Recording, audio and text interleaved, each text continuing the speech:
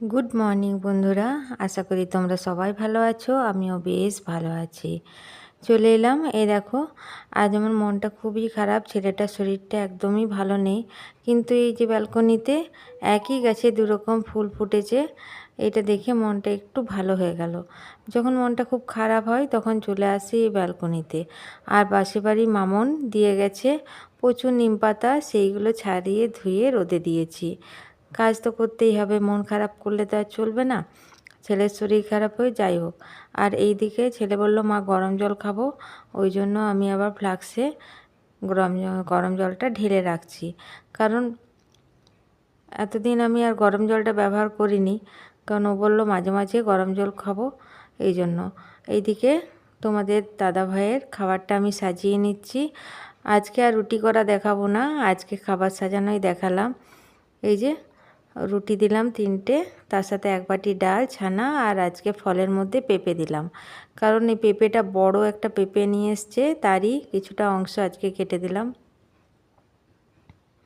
এই ছিল সকালে জলখাবার, সবগুলোই ভিটামিন, যাই হোক।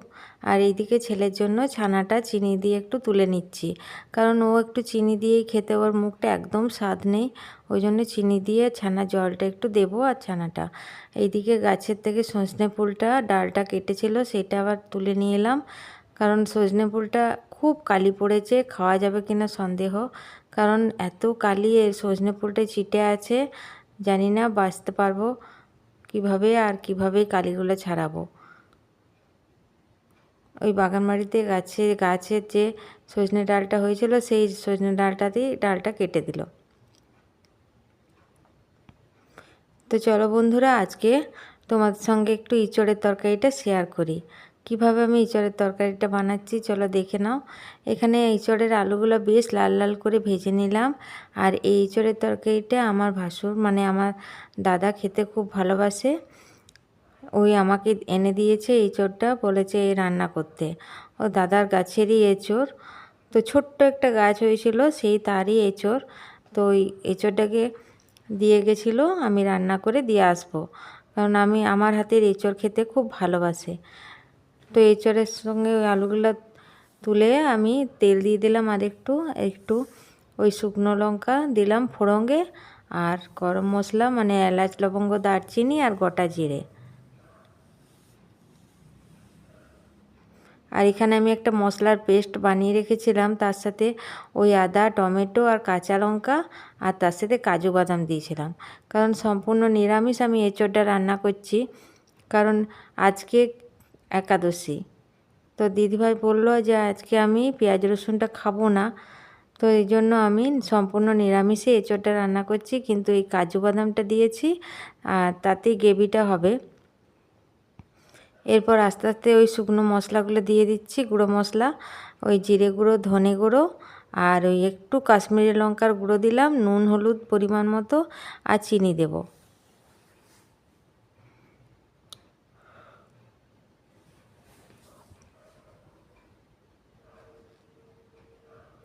আর আমি এখানে কাজু বাদামের সঙ্গে কয়েকটা কিশমিশও দিয়ে দিয়েছিলাম, বেশ একটু মিষ্টি মিষ্টি হবে, খেতে বেশ ভালো টেস্ট হয়। আর এঁচোড়টা আমি একটু নুন দিয়ে, চিনি দিয়ে আর কাঁচা সর্ষের তেল দিয়ে প্রেসার কুকারে সেদ্ধ করে রেখেছি।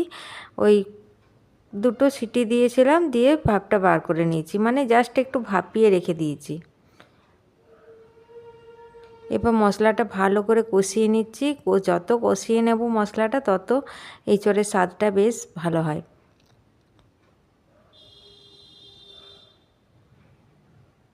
তারপর ওই সেদ্ধ করা এঁচোড়গুলো দিয়ে দেবো এরপর।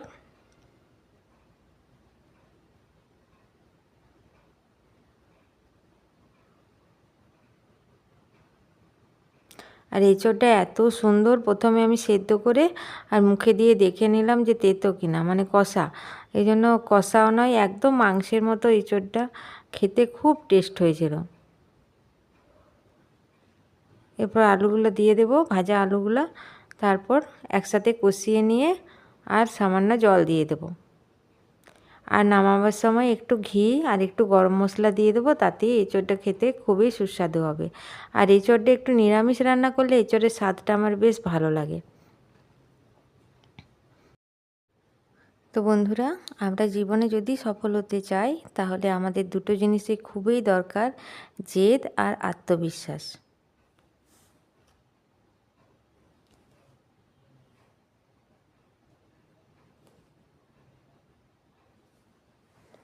চিনি আর লবণ একই রকম দেখতে, পার্থক্য শুধু স্বাদে। তেমন মানুষ আর অমানুষ দেখতে একই রকম, পার্থক্য শুধু আচরণে। যদি আমরা বড় হতে চাই তবু বড় হতে আমরা পারবো। আমাদের যদি নিজের উপর আত্মবিশ্বাস থাকে, সাহস থাকে, পরিশ্রম করি, তাহলে সেই বড় অর্জনের জন্য ছোট ত্যাগ স্বীকারও করতে আমরা রাজি থাকি। তার পক্ষে কোনো কিছু অসম্ভব নয়।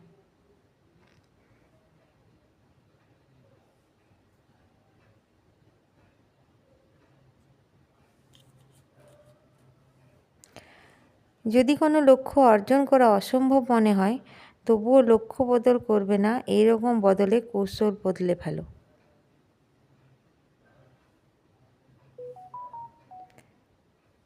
তো এইদিকে দেখো বন্ধুরা, আমার এঁচোড়ের তরকারিটা হয়ে গেছে। আলুটার এঁচোড়টা দুটোই সেদ্ধ হয়ে গেছে।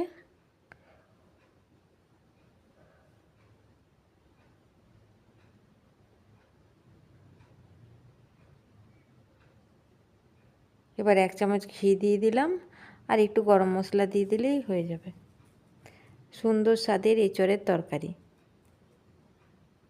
এইভাবে বন্ধুরা একবার এঁচোড়ের তরকারি বানিয়ে দেখবে, খেতে খুবই ভালো হয়।